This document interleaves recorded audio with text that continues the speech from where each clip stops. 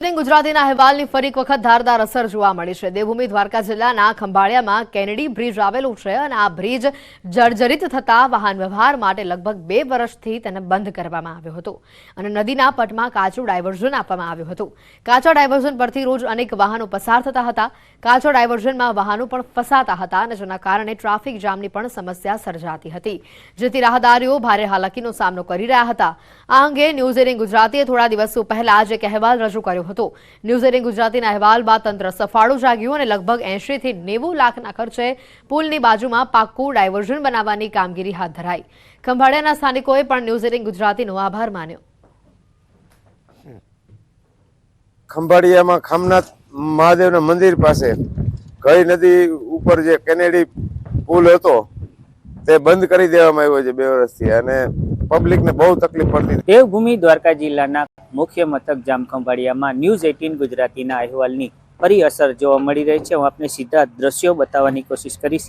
જામ ખંભાળિયામાં આવેલ Kennedy bridge પાસે જે ડાયવર્ઝન મૂકવામાં આવ્યું હતું એ ડાયવર્ઝન કાચું હોવાના કારણે લોકોને અવરજવરમાં મુશ્કેલીનો સામનો કરવો પડતો હતો। ત્યારે થોડા સમય પહેલા ન્યૂઝ 18 ગુજરાતીમાં અહેવાલ પ્રસારિત કરવામાં આવ્યો હતો અને ત્યારબાદ તંત્ર સફાળું જાગ્યું હતું અને આ જે કેનેડી બ્રિજ પાસે જે કાચું ડાયવર્ઝન હતું તે ડાયવર્ઝન હાલ પાકું બનાવવાની કામગીરી તંત્ર દ્વારા શરૂ કરી દેવામાં આવી છે। અંદાજિત 80 થી 90 લાખના ખર્ચે આ ડાયવર્ઝનની કામગીરી શરૂ કરવામાં આવી છે। આપ સીધા દ્રશ્યોમાં જોઈ શકો છો, બાજુમાં જે આવેલો કેનેડી બ્રિજ છે તે કેનેડી બ્રિજ બંધ હોવાના કારણે તંત્ર દ્વારા છેલ્લા 1.5 થી 2 વર્ષ પહેલા બંધ કરી દેવામાં આવ્યો હતો અને કેનેડી બ્રિજની પાસે કાચું ડાયવર્ઝન બનાવવામાં આવ્યું હતું, પરંતુ આ ડાયવર્ઝનમાં અનેક વાહનો ફસાઈ જવાની સમસ્યા સામે આવતી હતી। ત્યારે ન્યૂઝ 18 ગુજરાતીએ અહેવાલ પ્રસારિત કર્યો હતો અને આ ડાયવર્ઝન પાકું બનાવવાની જે રજૂઆત કરી હતી તેને સફળતા મળી છે અને હાલ તંત્ર દ્વારા જે આ ડાયવર્ઝન છે તે પાકું બનાવવાની કામગીરી શરૂ કરવામાં આવી છે। મુકુંદ મોકરિયા, ન્યૂઝ 18 ગુજરાતી, દેવભૂમિ દ્વારકા। ભાવનગરમાં ફરી એકવાર વિકાસનું કામ ટલ્લે ચડ્યું છે। આજથી 11 મહિના પહેલા મહારાજા કૃષ્ણકુમારસિંહજી ભાવનગર યુનિવર્સિટીના ક્રિકેટ ગ્રાઉન્ડમાં સ્ટેડિયમ બનાવવાની જાહેરાત કરાઈ હતી। 21 જાન્યુઆરી 2024 રોજ સ્ટેડિયમનું એક ખાતમુહૂર્ત કરવામાં આવ્યું। જો કે 11 મહિના બાદ સ્ટેડિયમની ઈંટ પણ અહીંયા સુધી હજુ મુકાઈ નથી અને આ અંગે પૂર્વ સેનેટ મેમ્બરે જણાવ્યું છે કે યુનિવર્સિટી પાસે આ અંગે મંજૂરી નથી। તો પૂર્વ શહેર કોંગ્રેસ પ્રમુખે આરોપ લગાવ્યા કે યુનિવર્સિટીના તંત્ર વચ્ચે તાલમેલ નથી। હવે અહીંયા પેવેલિયનની જરૂર નથી। અહીંયા નાગરિકો માટે ટ્રેક બનાવવામાં આવે તો યુવાનોને ઉજ્જવળ તક મળી શકે તેમ છે। ત્યારે હવે ભાવનગરના લોકોને સ્ટેડિયમ મળે છે કે ટ્રેક તે તો સમય જ બતાવશે, પરંતુ હાલ વિકાસનું આ કાર્ય ફક્ત કાગળ પર જ દેખાઈ રહ્યું છે। 11 માસ બાદ એ સપનું અધૂરું જ છે, કારણ કે ત્યાં ખાતમુહૂર્ત થયા પછી એક પણ ઈંટ મુકાઈ નથી। યુનિવર્સિટીના સત્તાધીશો પાસે આ અંગેની અમે માહિતી મેળવતા યુનિવર્સિટીના સત્તાધીશો આ ગ્રાઉન્ડ ક્રિકેટનું છે અને સ્ટેડિયમની હાલ જરૂર નથી એવું કે છે। 11 મહિના પહેલા આવીને અહીંયા મારી પાછળ ખાતમુહૂર્ત કર્યું કે આ મોટું પેવેલિયન બનાવશું। વાતો તો બહુ સારી કરી, ઓલરેડી એક પેવેલિયન તો આપણે છે જ સામે, તો આ પેવેલિયન બનાવવાનો અર્થ શું છે? પણ ભાવનગરને કોઈ વસ્તુ ઉપયોગમાં આવે, વિદ્યાર્થીને ઉપયોગમાં આવે એવું વસ્તુ કરવા તૈયાર નથી।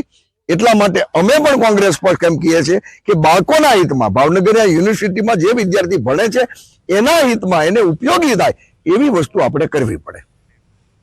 વર્ષો જૂની બહુરૂપીની સંસ્કૃતિ લુપ્ત થતી જોવા મળી રહી છે અને ટીવી અને સિનેમા ઘરોએ લોકોના માનસ પર એવી અસર કરી છે કે લોકો બહુરૂપીને ભૂલી ગયા। ત્યારે આજે પણ અંબાજી પંથકમાં આ પરંપરાને જીવંત રાખવાનો પ્રયાસ કરાયો છે।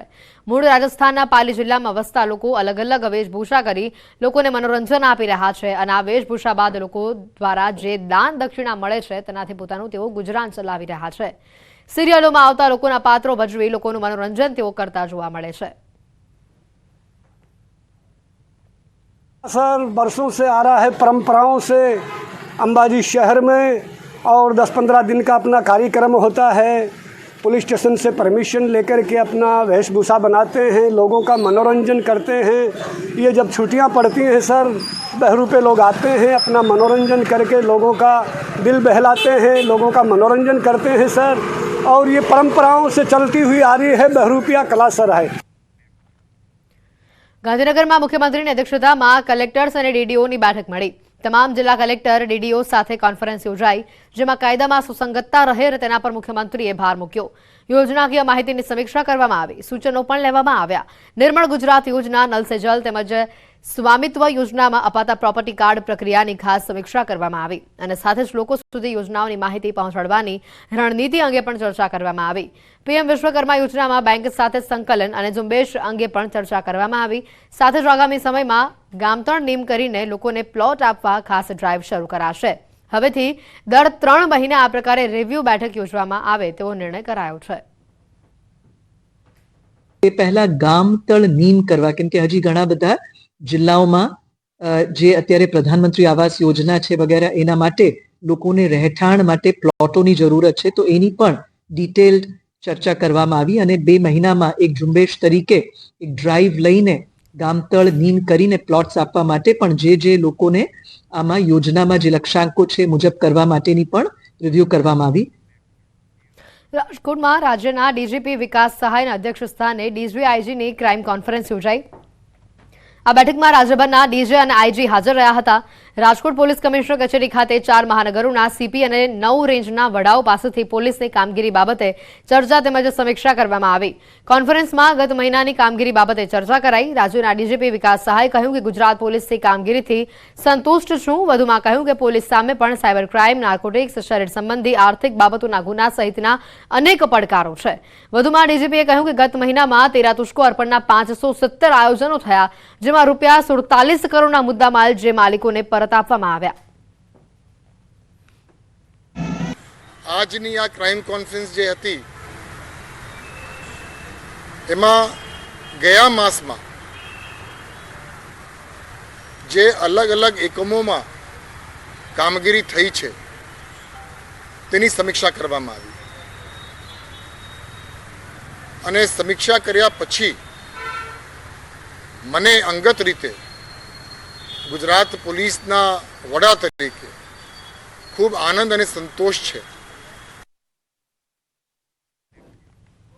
સુરતનું ઈચ્છાપુર પોલીસ સ્ટેશન બન્યું છે દેશનું શ્રેષ્ઠ પોલીસ સ્ટેશન. કેન્દ્રીય ગૃહ મંત્રાલયે ઈચ્છાપુર પોલીસ સ્ટેશનને દેશના સર્વશ્રેષ્ઠ પોલીસ મથકનો ખિતાબ એનાયત કર્યો છે. કાયદો અને વ્યવસ્થામાં અનોખી કામગીરી માટે કેન્દ્રીય ગૃહમંત્રી અમિત શાહના હસ્તે ઈચ્છાપુર પોલીસ સ્ટેશનને એવોર્ડ પ્રદાન કરવામાં આવ્યો છે. ઈચ્છાપુર પોલીસ સ્ટેશનમાં વર્ષ 2022થી 24ની વચ્ચે મિલકત સંબંધી ગુનાઓમાં 79%થી 83% ડિટેક્શન દર સાથે પ્રશંસનીય કામગીરી કરાઈ છે, જ્યારે એક વર્ષમાં નાસ્તા ફરતા 24 આરોપીઓને ઝડપી પડાયા છે. બુલેટિનમાં અત્યારે ફક્ત આટલું જ. રજા આપશો. નમસ્કાર.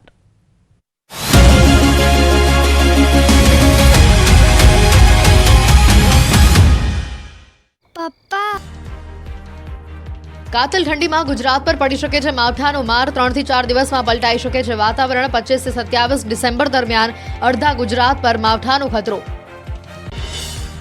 રાજસ્થાનમાં સર્જાઈ શકે છે સાયક્લોનિક સર્ક્યુલેશન. કેટલાક વિસ્તારમાં વાદળછાયું વાતાવરણ રહી શકે છે. બંગાળની ખાડીની સિસ્ટમની પણ થઈ શકે છે અસર. માવઠાની આશંકાથી રવિ સિઝન પર સંભવિત ખતરો. હવામાન નિષ્ણાત અંબાલાલ પટેલે કાતિલ ઠંડી સાથે કરા પડવાની કરી છે આગાહી. ડિસેમ્બરના એન્ડ અને